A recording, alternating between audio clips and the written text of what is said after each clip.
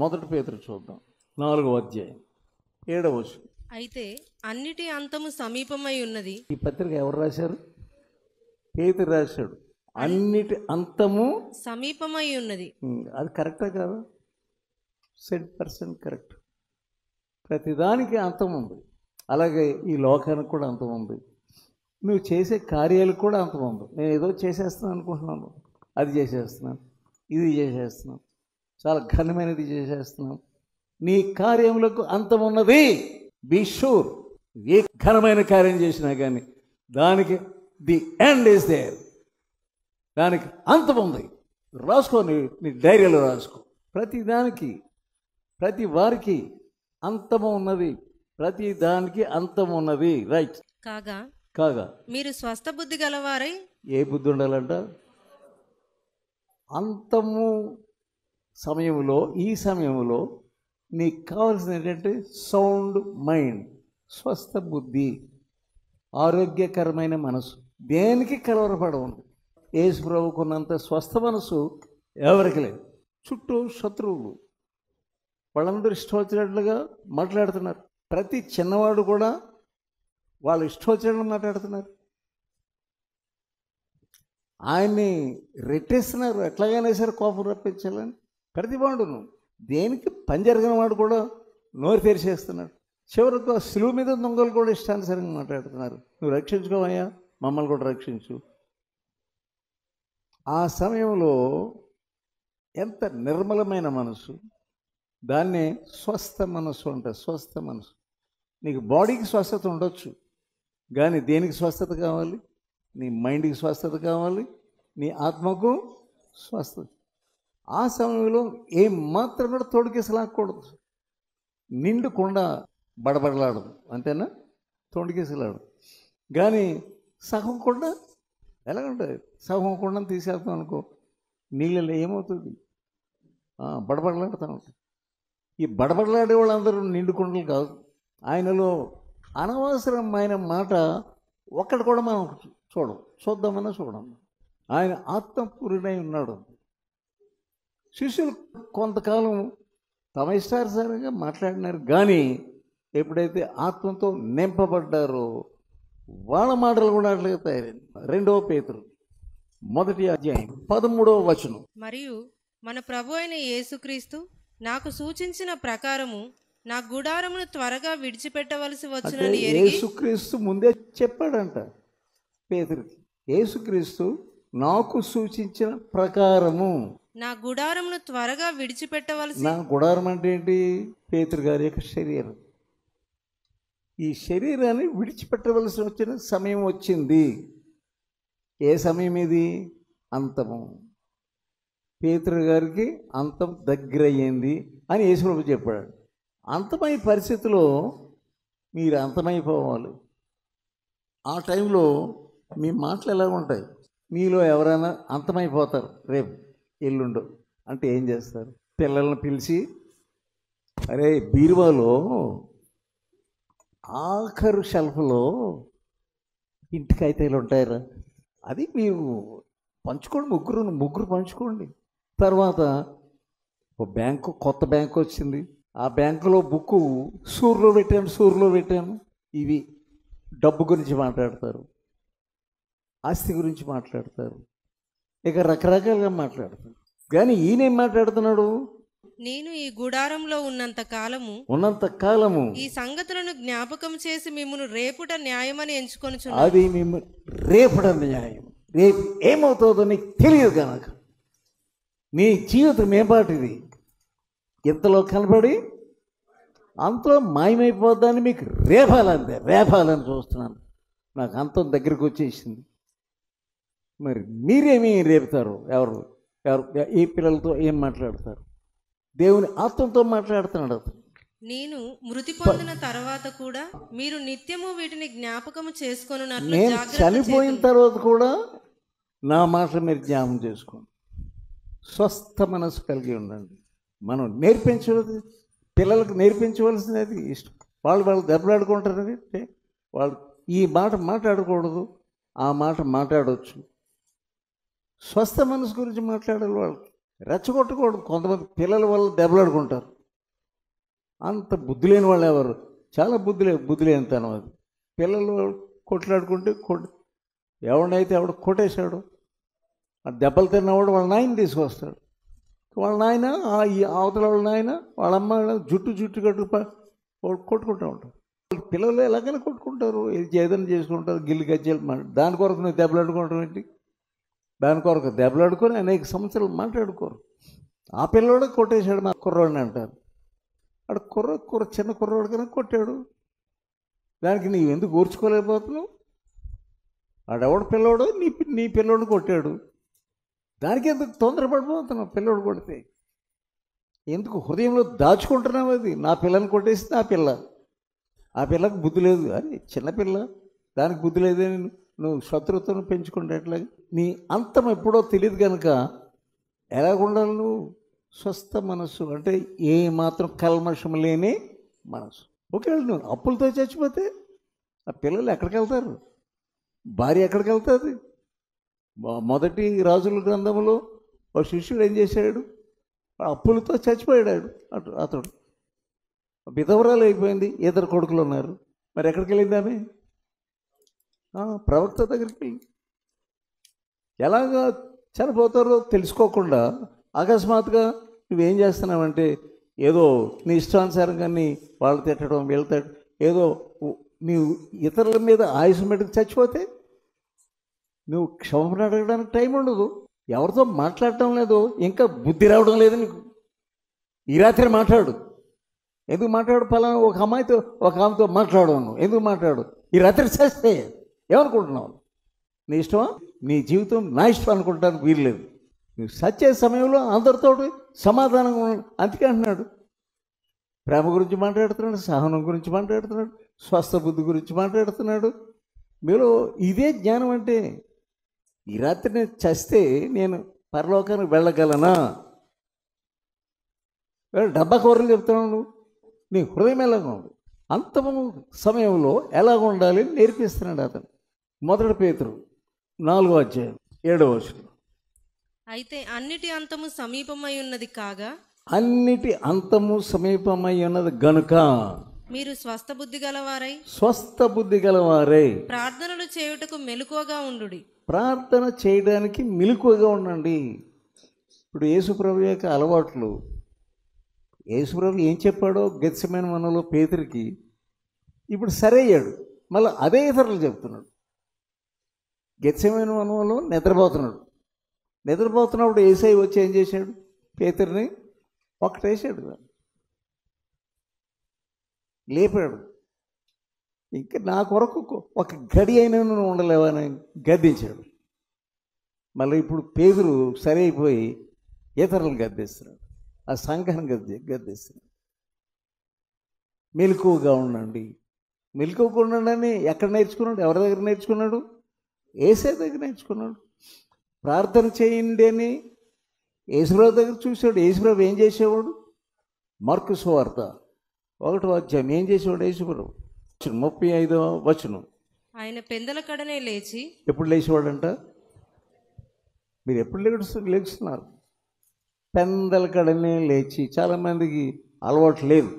పెందల కడనే లేచి ఎక్కడికి వెళ్ళేవాడు? ఇంకా చాలా చీకటి ఉండగానే ఇంకా చాలా చీకటిగా ఉండగానే అది ప్రార్థన చేసే సమయం.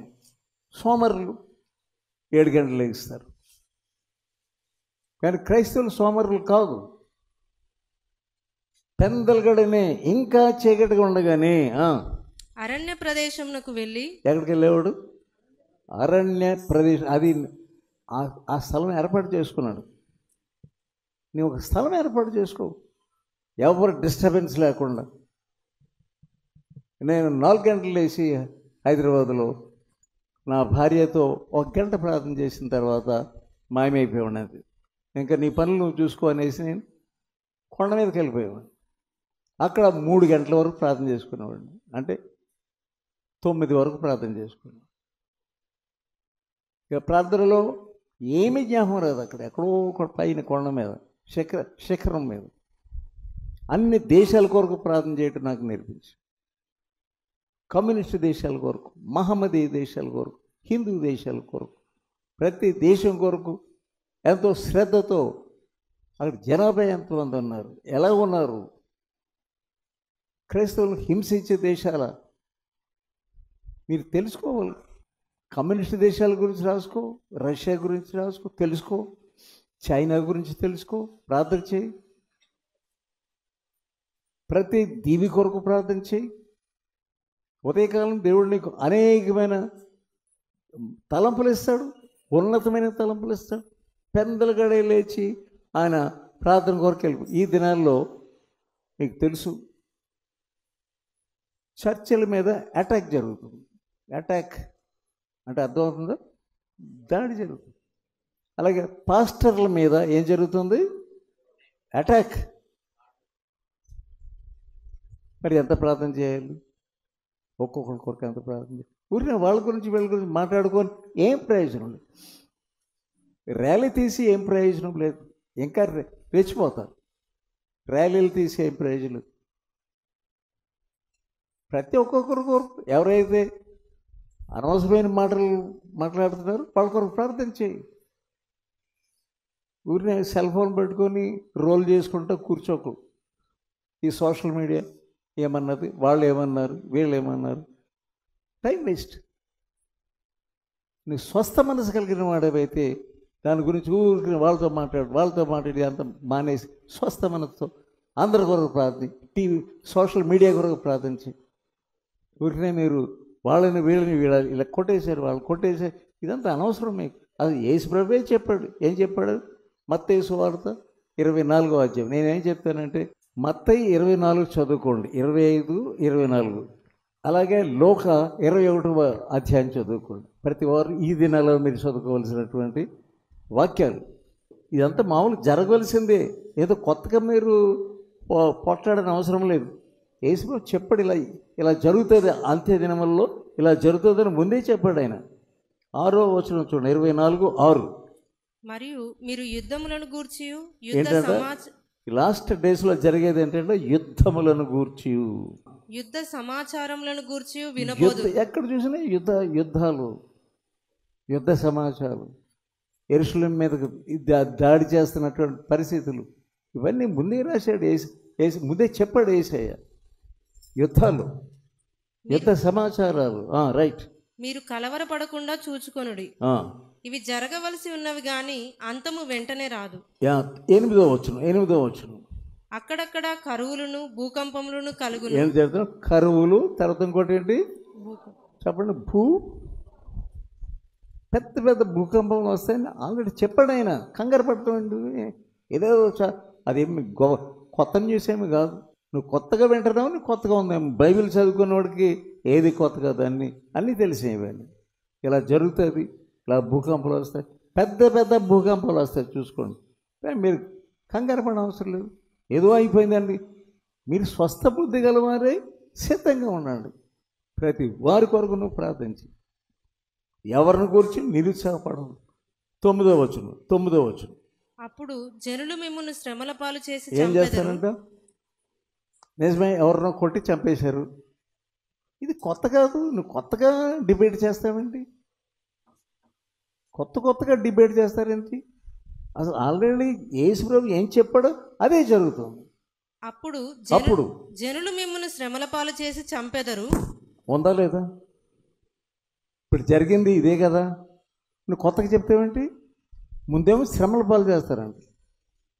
ఇక తల మీద కొట్టేస్తారు, ఇక లేకుండా నీ కాళ్ళు చేతులు వెరగొట్టేస్తారు, ఈడ్చుకొని వెళ్ళిపోతారు, హైజాక్ చేసేసి ఎక్కడో పెట్టేసి ఎక్కడుందో తెలియకుండా చేసేస్తారు. ఇవన్నీ ఉన్నాయి. యేసు చెప్పాడు. ఇది కొత్త కాదు డిబేట్ చేయటానికి. ఆల్రెడీ యేసు చెప్పింది జరుగుతుంది అంతే. తర్వాత మీరు నా నామము నిమిత్తం సకల జనముల చేత ద్వేషింపబడుదురు. ఎంతమంది ద్వేషిస్తారంట నిన్ను? గుర్తించుకోండి, సకల జనముల చేత మీరు ద్వేషించబడతారు. అందులోకి దేవుని సేవకుడు అంటే నిందలతో నింపబడవలేను అని ఉంది. నువ్వు కనపడకూడదు, నిందలే కనపడదు. కొత్తగా చెప్పక నువ్వు ఏదో నిన్ను చాలామంది నిందించేస్తున్నారు, చాలామంది నేను ఏదో హింసించేస్తున్నారు, కొత్తగా చెప్పకో. ఏంది స్టెఫన్లా ఏమనిపించారు? రాళ్ళతో నేను ఎప్పుడైనా కొట్టేశారా? ఏదో నిందర హింసలు పొందేస్తున్నానని మనం చెప్పుకోని అవసరం లేదు. ఏబేలు రక్తము కాడ నుంచి యేసుప్రభు చెప్పుకుంటావు, ప్రతి ప్రవక్తను కూడా రాళ్లతో కొట్టి చంపారు. అంతే యేసుప్రభు చెప్పాడు. యెరూషలేమా యెరూషలేమా అని ఏమన్నాడు? ప్రవక్తలను రాళ్లతో కొట్టి చంపుదానా. యేసుప్రభు చెప్పింది అది. కొత్తగా మనం ఎప్పటి నుంచో ప్రవక్తలను చంపుతున్నారు. నువ్వు క్రైస్తవుడు, నిజమైన క్రైస్తవుడు అంటే నువ్వు చావడానికి సిద్ధంగా ఉన్నవాడు అంటవాడు. అది పెద్ద గొప్ప ఏం కాదు. నువ్వు లేకుంటే నువ్వేమీ కొత్తగా చెప్పవసరం ఉంది. నువ్వు సిద్ధపడాలి. దేవుని సేవ అంటే నీ హింసలకు, నిందలకు, అపనిందలకు, దెబ్బలకు, మరణానికి ఎప్పటికప్పుడు సిద్ధమై ఉండాలి. పేతురుని ఎలా చంపారు చెప్పండి? ఎలాగ చంపారు? తల్ల కిందలుగా సిలువ వేసి చంపేసి. ముందు చెప్తున్నాడు యేసుప్రభు, నాకు చెప్పాడయ్యా, నాకు దినం దగ్గరికి వచ్చేసింది అని చెప్పాడు. అంతే స్వస్థ బుద్ధి కలిగిన అది ఆఖరి మాటలు, పేతురు యొక్క ఆఖరి 10వ వచనం. అనేకులు అభ్యంతరపడి ఒకరినొకడు అప్పగించి ఒకరినొకడు. ఇదే ఇప్పుడు సోషల్ మీడియాలో జరిగేది. ఒకరిని ఒకరు, ఒక పాస్టర్ ఇంకొక పాస్టర్ నిందించుకుంటూ ఉంటారు. వాళ్ళు డిబేట్ జరుగుతూ ఉంటుంది. బయట వాళ్ళు ఏమనుకుంటారు? ఇట్లా ఒకరిని ఒకరు చెప్పండి అప్పగించుకుంటారు. వాళ్ళతో తప్పు ఉంది. ఈయనతో ఇంకొక ఆయన జాయిన్ అవుతాడు. నిజమే, ఆయనలో తప్పేముంది? దీని బదులుగా వాళ్ళ కొరకు ప్రార్థించి, వీళ్ళు అనేక మంది కొరకు ప్రార్థించి, ఈ డిబేట్లలో నీకు మైండ్ పగిలిపోనివ్వద్దు. యేసుప్రభు చెప్పిన ప్రతి మాటను మీరు జాగ్రత్తగా విని, మీరు ఆయన ఏం అసలు ఏంటో పట్టుకోండి. ఇర్మియా ఏం చెప్తున్నాడు? ఇది యెహోవా ఆలయం, ఇది యెహోవా ఆలయం మీరు అనుకుంటున్నారు కదా. మీరు చేయవలసిందేంటి? 7వ అధ్యాయం 3వ వచనం. సైన్యములకు అధిపతియగు ఇశ్రాయేలు యొక్క దేవుడునగు యెహోవా ఈలాగు సెలవిచ్చుచున్నాడు, నేను ఈ స్థలమున మిమ్మును నివసింపజేయునట్లు మీ మార్గములను మీ క్రియలను దిద్దుకొనుడి. ఇప్పుడు నీవు చేయవలసింది అది. నీ మార్గాలను పట్టుకో. అనవసరమైన మాటలు మానేసేయి, డిబేట్లు మానేసేయి. నువ్వు నేర్చుకునేవాడువే, కానీ నీకు అన్నీ తెలిసేసింది కాదు. సముద్రం ఎంత ఉంది, ఆ సముద్రంలో ఒక నీటి బొట్టు అంటే ఎంత ఉంటుంది అంత తెలిసి ఉంటుంది నీకు. అంతేగాని సముద్రం ఎంత ఉందో అంత జ్ఞానం నీకు లేదు. నేర్చుకునేవాడు ఎంతో జ్ఞానమే అని ఫీల్ అవ్వకు. You are a student. If you are a disciple you have to learn much. ఎంతో నేర్చుకోవాలి. 5వ వచనం. అలా గనక మీ మార్గములను మీ క్రియలను మీరు యథార్థముగా చక్కపరుచుకోనండి. ప్రతివాడు తన పొరుగువాని ఎడల తప్పక న్యాయము జరిగించి. ఇది సరిగ్గా గుర్తుపెట్టుకోండి. నీ పొరుగువాని ఎడల, ప్రతివాడు తన పొరుగువాని ఎడల ఎలా జరిగించాలంట? తప్పక న్యాయము జరిగించి. తప్పక. నువ్వెవరైనా సరే, ఎవరికైనా డబ్బులు అప్పు ఉంటే ఇచ్చేయి. ఈ రాత్రి చచ్చిపోతే నీ ఆత్మ సంగతి ఎలాగా? నీకు తెలుసు, నువ్వు ఇతరులకు కొంత డబ్బు ఇవ్వాలని తెలుసు, కానీ ఇవ్వట్లేదు. నువ్వు పోవతలుగా అంటున్నావు అంతే.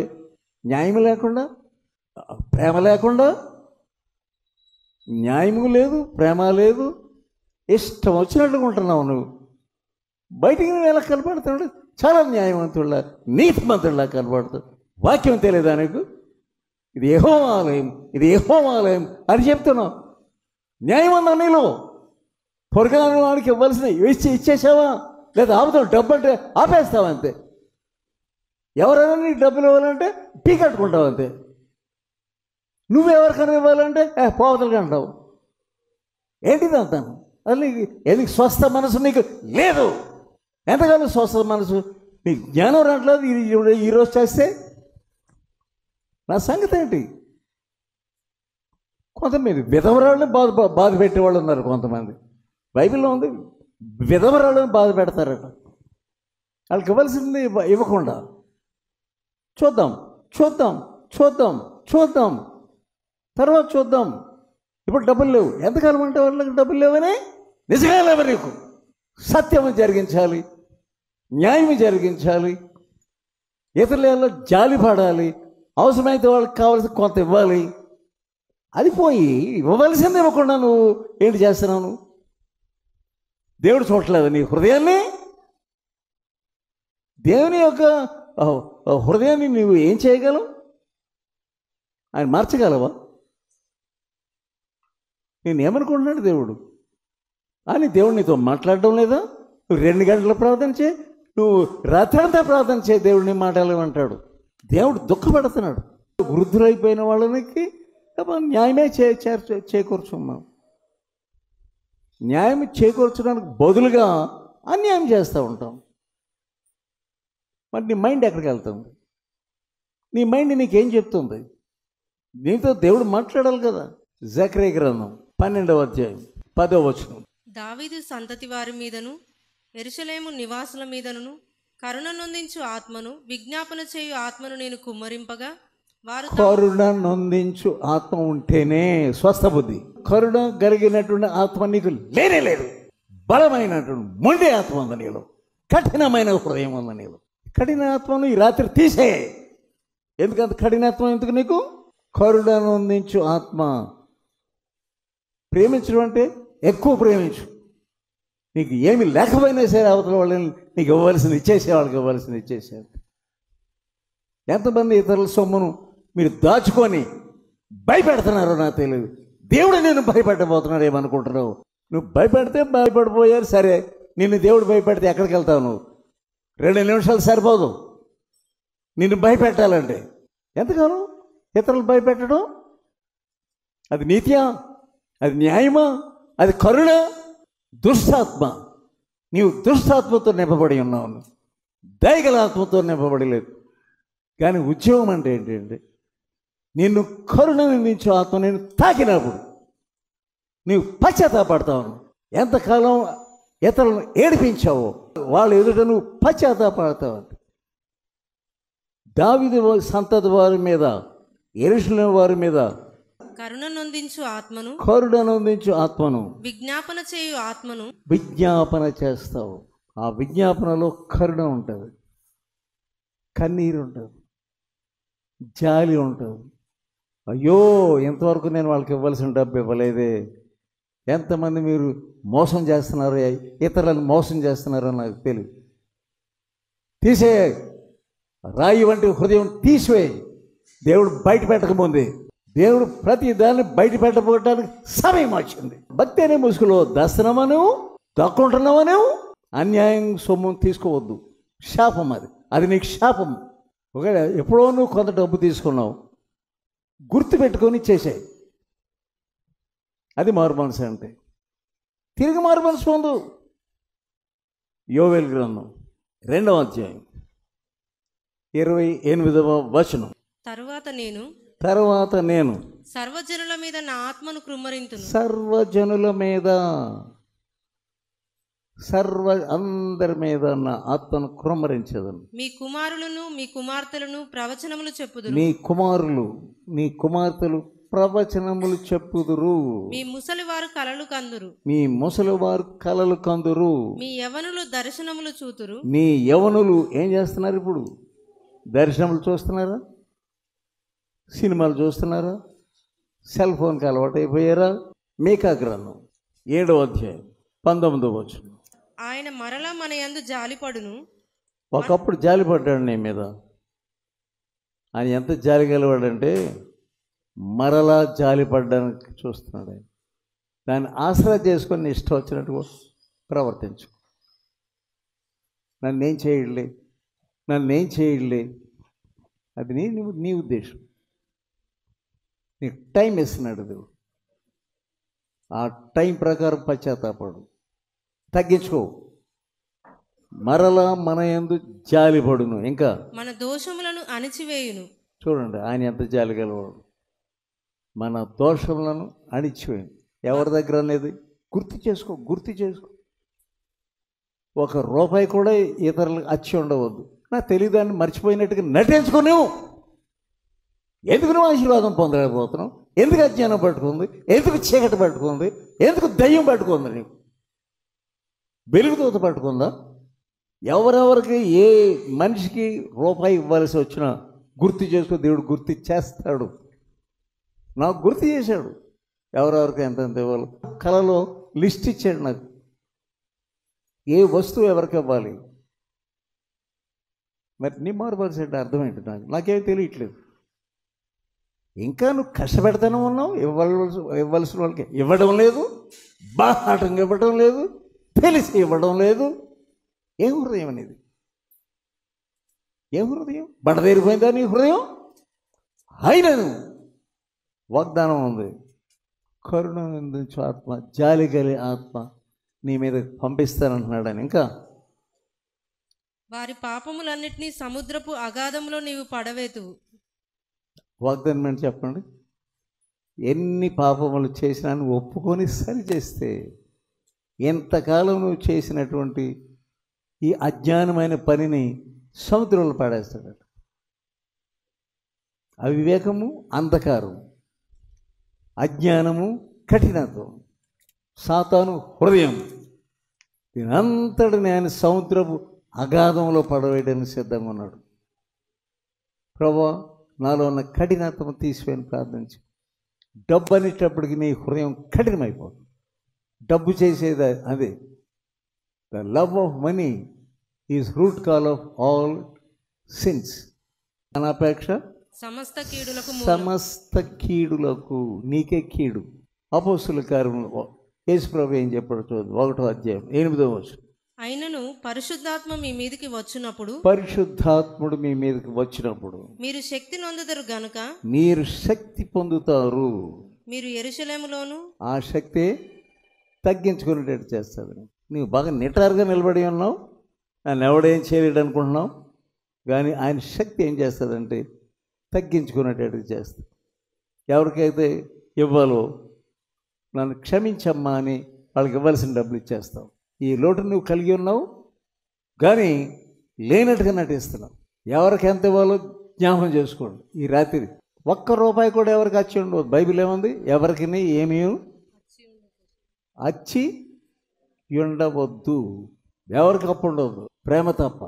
8వ వచనం చూద్దాం. శిష్యులతో ఏమంటున్నాడు? యెరూషలేములోను యూదయ సమరయ దేశంలో అంతటను భూ దిగంతముల వరకు నాకు సాక్షులై ఉందిరని వారితో చెప్పాను. భూ దిగంతముల వరకు మీరు నాకు సాక్షులై ఉంటారు. 4వ వచనం. ఆయన వారిని కలుసుకొని ఈలాగు ఆజ్ఞాపించెను. ఈరోజు నిన్ను ఆజ్ఞాపిస్తున్నాడు. ఈరోజు ఆయన నిన్ను కలుసుకుంటున్నాడు. కలుసుకొని మీరు యెరూషలేము నుండి వెళ్ళక కదలొద్దు అంటే దాని అర్థం ఏంటంటే కూర్చోండి. ఒక్కరోజైనా కూర్చోండి, లేదా ఇక్కడికి వచ్చిన కూర్చొని ప్రార్థన చేసుకోండి, గడపండి. 2 రోజులు గడపండి, ప్రత్యేకంగా గడపండి. బయటికి వెళ్ళొద్దు, మర్చిపోతావు. విన్న వాక్యమంతా మర్చిపో. నిజంగా ఎవరైనా నీకు తప్పు చేశారు, వాళ్ళకి క్షమించి. 18వ అధ్యాయం మత్తయి సువార్త 35వ వచనం.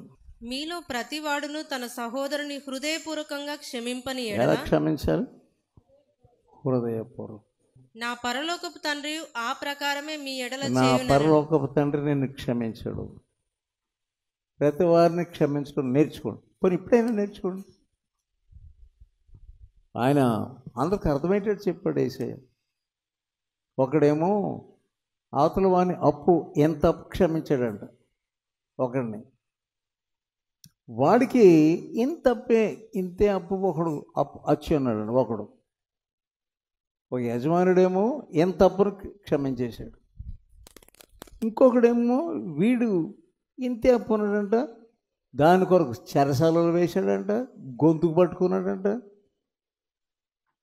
ఇది యేసుప్రభు చెప్పి ఏమన్నాడంటే, మీరు అతడు ఎలాగ అప్పును క్షమించాడో మీరు ఎలా అప్పును క్షమించకపోతే, దెబ్బలాడడం తర్వాత సంగతి, ముందు క్షమించేసాడు. మీకు ఎవరైతే వచ్చి ఉన్నారో వాళ్ళకి హృదయపూర్వకంగా క్షమించి, తర్వాత ఏదైనా దేవుడు చెప్తాడు నీకేం చేయాలి. ముందు హృదయంలో దాచిపెట్టుకోవద్దు వాళ్ళ మీద కక్ష. అతనికి తెలీదా నాకు డబ్బులు ఇవ్వాలని అని ఆయాసం పెట్టుకోవద్దు. నువ్వు క్షమించకపోతే దేవుడు నిన్నెంతో క్షమించి, ఎన్నో పాపాలు క్షమించు. అది గుర్తుపెట్టు. పరలోకపు తండ్రి నిన్ను కూడా క్షమించు. ఇక్కడ నేర్చుకునేది అది.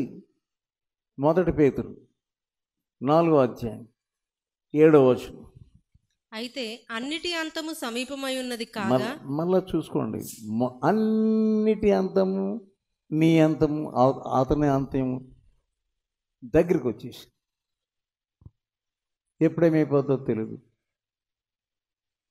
భూకంపాలు అకస్మాత్తుగా వస్తున్నాయి. మొన్న పెద్ద భూకంపం వచ్చింది, అకస్మాత్తుగా ఇళ్ళన్నీ కూలిపోయింది. ఇంకా కొంతమంది శాస్త్రవేత్తలు ఏమంటున్నారంటే సముద్రం మొత్తం మీదకి వచ్చేసి ఈ భూమి లేకుండా పోతుందేమో అని భయపడుతున్నారు కొంతమంది. నీకు భయం రావట్లేదు, నీకు అయిపో నా యొక్క ఆత్మ సంగతి ఏంటి? ఎక్కడ చూసినా అంతం సిద్ధంగా వచ్చింది. యెరూషలేము మీదకి దాడి మొత్తం చుట్టేస్తున్నారు. ఆయన చెప్పినట్టే జరుగుతుంది. ఆయన నీకు భయం రావట్లేదంటే నీకు ఏ మాత్రం పట్టుకుంది. నేను 7వ వచనం చదువు కదా. మీరు స్వస్థ బుద్ధి గలవారై, స్వస్థ బుద్ధి, ప్రార్థనలు చేయుటకు మెలకువగా ఉండుడి. మరలా చెప్తున్నాను, కూర్చొని మెలకుగా ఉండి నీ హృదయమును సరి చేసుకో. ఒక రోజంతా కూర్చున్న పర్వాలేదు. ప్రభు నాకు శక్తి దయచి, ఆ శక్తి చొప్పున ఇతరుల క్షమాపణ అడుగుతాను. ఆ శక్తి చొప్పున నీవు జాలిగా ఉంటావు. ఆయన కరుణను అందించు ఆత్మను నీ మీద పెడతాడు. 2 రకాల వర్షాలు ఉన్నాయి. ఆ మేడగది మీద ఒక వర్షం, దాని తొలకరి వాన. ఇంకోటి ఏంటి చెప్పండి? తొలకరి వాన ఏంటారు? కడవరి వాన. సర్వజను అందరి మీద కురమరేస్తుంది. అప్పుడు మేడగదిలోనే ఇప్పుడు ఈ టైం ఇది, ఈ టైంని వాడుకో. వాగ్దానం ఉంది కనుక లేటర్ రెయిన్ అంటారు దాన్ని. తర్వాత వచ్చే వర్షం. ఆ 10 రోజులు ఏం చేశారంటే శిష్యులందరూ కలుసుకొని మేడ గది మీద కలుసుకొని ఒకరినొకరు క్షమాపణ అడుక్కుంటున్నారు. పేతురు దోషి అయ్యాడు, అందరూ దోషి అయ్యారు. ఏదో ఒక రకం మాటల్లోనే ఎక్కడో దోషి అయ్యారు. కానీ 10 రోజులు ఆ మేడగది మీద ఒకరినొకరు క్షమాపణ అడుక్కుంటున్నారు. ఎంతమంది తిట్టుకున్నారు, నువ్వా నేనా, పరలోక రాజ్యంలో గొప్పవాడెవరు? ఇప్పుడు ఎలా ఉన్నారంటే అందరూ హృదయాలు సరిచేసేసుకున్నారు. దిద్దుకునే సమయం. ప్రతి చిన్న ఊహ, ప్రతి చిన్న తలంపు. జకర్యా గ్రంథం చూద్దాం. జకర్యా గ్రంథం 10వ అధ్యాయం 1వ వచనం. కడవరి వానకాలమున వర్షము దయచేయమని. ఏమని ప్రార్థన చేయాలంట? కడవరి కాలమున ఏం చేయాలి? దయచేయాలి, వర్షము దయచేయమని. మనకి ఇప్పుడు ఏ వర్షం కావాలి? కడవరి వర్షము. అందరు చెప్పండి, గట్టిగా చెప్పండి. మరలా చెప్పండి గట్టిగా, ఇంకా గట్టిగా చెప్పండి. తొలకరి వర్షం వచ్చింది, వాళ్ళు సరి చేసుకున్నారు. నిజంగానే ఆత్మ క్రమరించబడింది. నీవు ఇప్పుడు కడవరి వర్షం కొరకు సిద్ధపడాలి. కడవరి వర్షము నీ మీద పడాలి. కరుణ నుంచి ఆత్మ నీ మీదకి రావాలి.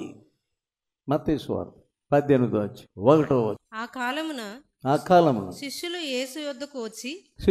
యేసు యొద్దకు వచ్చి పరలోక రాజ్యంలో ఎవడు గొప్పవాడని అడుగగా. పరలోక రాజ్యంలో ఎవడు గొప్పవాడు? ఇది వీళ్ళకి తలంపు. గొప్పవాడుగా ఉండాలి. ఎప్పుడు చూసినా హై, ఎప్పుడు చూసినా నేనే. శిష్యులే ఎటువంటి తలంపు చేస్తున్నాడు. యేసు ప్రభు ఏం చేశాడు? ఆయన ఒక చిన్న బిడ్డను తన యొద్దకు పిలిచి, వారి మధ్యను నిలవబెట్టి ఇట్లనెను, మీరు మార్పు నొంది బిడ్డల వంటి వారు అయితేనే గాని. మీరు మార్పు నొందితే చాలదు బాబు, బిడ్డల వంటి వారు అయిపోవాలి. నాకేమీ తెలియదు, నేను అమాయకుడను, అజ్ఞానిని, అవివేకిని, తెలిసి ఇలాంటి పని చేశాను, నన్ను క్షమించను. అది చిన్న బిడ్డ వంటి స్వభావం. ఆయన నోటితో ఒప్పుకోను, నేను చాలా గొప్పవాడను అని ఊరినే తల ఎత్తుకొని తిరగకు. చిన్న బిడ్డ వల్లే మారు, తగ్గించుకో. చిన్న బిడ్డ వల్లే, ఈ చిన్న బిడ్డ వల్లే తన్ను తాను తగ్గించుకునేవాడు ఎవడో.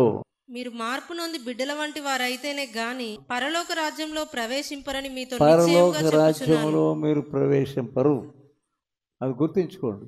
అనుకుంటున్నాం మనం ఎలాగని వెళ్ళిపోతామని. చిన్న బిడ్డ వంటి వాడు అయిపో. దేవుడు ఏం చెప్తాడు విను. హగ్గయి గ్రంథం 2వ అధ్యాయం 5వ వచనం. మీరు ఐగుప్తు దేశంలో నుండి వచ్చినప్పుడు ఐగుప్తు దేశం నుండి వచ్చినప్పుడు నేను మీతో చేసిన నిబంధన జ్ఞాపకం అది చేసుకొనుడి. ఆయన మనతో చేసిన నిబంధన జ్ఞాపకం చేసుకోండి. నా ఆత్మ మీ మధ్యన ఉన్నది గనక భయపడకుడి. ఏంటంట? నా ఆత్మ మీ మధ్య ఉన్నది గనుక భయపడకు. భయపడకండి.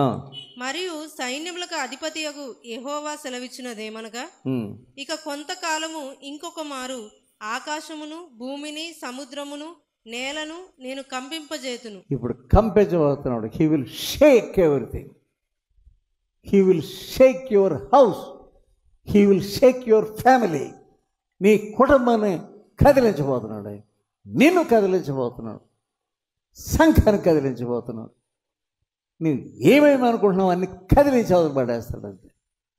He will shake the whole world. ప్రపంచం అంతను షేక్ చేయబోతున్నాడు. నీవెంత ఆయన ఎదుట. He is going to shake you. నిన్ను కదిలించబోతున్నాడు. నేను అన్యజనులందరినీ కదిలింపగా అన్యజనులందరి యొక్క ఇష్ట వస్తువులు తేబడును. నేను ఈ మందిరమును మహిమతో నింపుదును. మీరు షేక్ చేసినప్పుడు మిగిలిన దానిని, మందిరాన్ని మహిమతో నింపు. ఆయన నిన్ను షేక్ చేసినప్పుడు, జల్లించినప్పుడు రాలిపోతావంతే. ఆయన మాటలు ఆయన నెరవేర్చుకుంటాడు. హెబ్రీయులకు రాసిన పత్రిక 12:14 రైట్. అందరితో సమాధానమును పరిశుద్ధత. అందరితోనూ. ఎవరు నీ మీద ఒక తప్పు మోపకూడదు. అలా చేసుకో. అందరితోనూ సమాధానంగా ఉండండి. ఇంకోటి ఏంటి? పరిశుద్ధత కలిగి ఉండుటకు ప్రయత్నించుడి. పరిశుద్ధత లేకుండా ఎవడును ప్రభువును చూడడు. పరిశుద్ధత లేకుండా ఎవరును ప్రభువును చూడలేడు. మీలో ఎవడైనను దేవుని కృపను పొందకుండా తప్పిపోవునేమో అనియు చేదైన వేరు ఏదైనను మొలిచి చేదైన వేరు నీలో మొలకెత్తుతుంది. చేదైన వేరు మొలకెత్తుతుందని నీకు తెలియకుండా మొలచి కలవరపరచుట వలన అనేకులు అపవిత్రులైపోవుదురేమో అనియు ఒక పూట కూటి కొరకు తన జ్యేష్ఠత్వపు హక్కును అమ్మివేసిన. ఇక్కడ ఒకడు ఉన్నాడు, ఏశావు, యాకోబు యొక్క అన్న. అతని పేరేంటి? అతను ఏం చేశాడంట? ఒక పూట కూటి కొరకు ఏమేమి వేసుకున్నాడు? అతడు తన జ్యేష్ఠత్వపు హక్కును అమ్మేసుకున్నాడు. ఏశావు కొంత డబ్బు కొరకు. గుర్తుంచుకోండి, కొంచెం డబ్బు కొరకు నీ జ్యేష్ఠత్వపు హక్కును అమ్మి వేసుకోకు. నీవు చాలా అవసరమైంది ఇది. నువ్వు తెలుసుకోవలసింది. తెలియనట్లు నటించుకో. ఆ జ్యేష్ఠత్వపు హక్కును కొన్ని రూపాయల కొరకు అతను అమ్మే యోధ ఇష్కాయితే అమ్మేసుకున్నాడు. సేవలో ఉన్నాడు అతను. కొంత డబ్బు కొరకు ఈ దయ్యం నిన్ను పట్టుకొని నేను పీడించి వెలుగులోనికి రానకుండా ఏం మాత్రం కూడా కళ్ళు తెరవలేని పరిస్థితిలో ఉంది. ఏశావు ఆ తర్వాత చదవండి, బైబిల్లో ఉంది. ఏశావు ఆ తర్వాత ఆశీర్వాదం పొందగోరి కన్నీళ్లు విడుచుచు దాని కోసరము శ్రద్ధగా వెతికాడంట. ఆశీర్వాదం కావాలని, పశ్చాత్తాపం కావాలని. మారు మనసు పొందని అవకాశము దొరకక విసర్జింపబడనని మీరు ఎరుగుదురు. విసర్జించబడు. మారు మనసు పొందడానికి అవకాశం ఇవ్వలేదు దేవుడు. కన్నీటితో వేడుకున్నాడు, అయ్యా ఏదైనా చేస్తాను నేను. ఛాన్స్ ఇవ్వలేదు. ఛాన్స్ అయిపోయింది అంతే. నీకు ఇప్పుడు ఛాన్స్ ఇవ్వబడదు. ఇది నీకు ఆఖరి తరుణమేమో. నేను హెచ్చరించగలను. మరలా నీకు దొరుకుతుందో లేదో తెలియదు. ఏశావు వలె ఒక పూట కూటి కొరకు జ్యేష్ఠత్వ హక్కును అమ్మేసుకో. ప్రార్థన చేసుకో. పరిశుద్ధుడైన మా పరలోకపు తండ్రి, ఈ ప్రియులను మీరు కరుణించి నీ సందులో తీసుకుని వచ్చారు. ఏ విషయాల్లో నువ్వు మాట్లాడినావు నిజముగానే అన్నిటి విషయంలో కూడా వారు సరి చేసుకుని స్వస్థ మనసు సంపాదించుకుని నీ బిడ్డలుగా మారగలటకు, నీ యందు వేరుపారి ఏదైనా చేదైన వేరేదో తీసేసుకోగలటకు కృప దయచేయండి.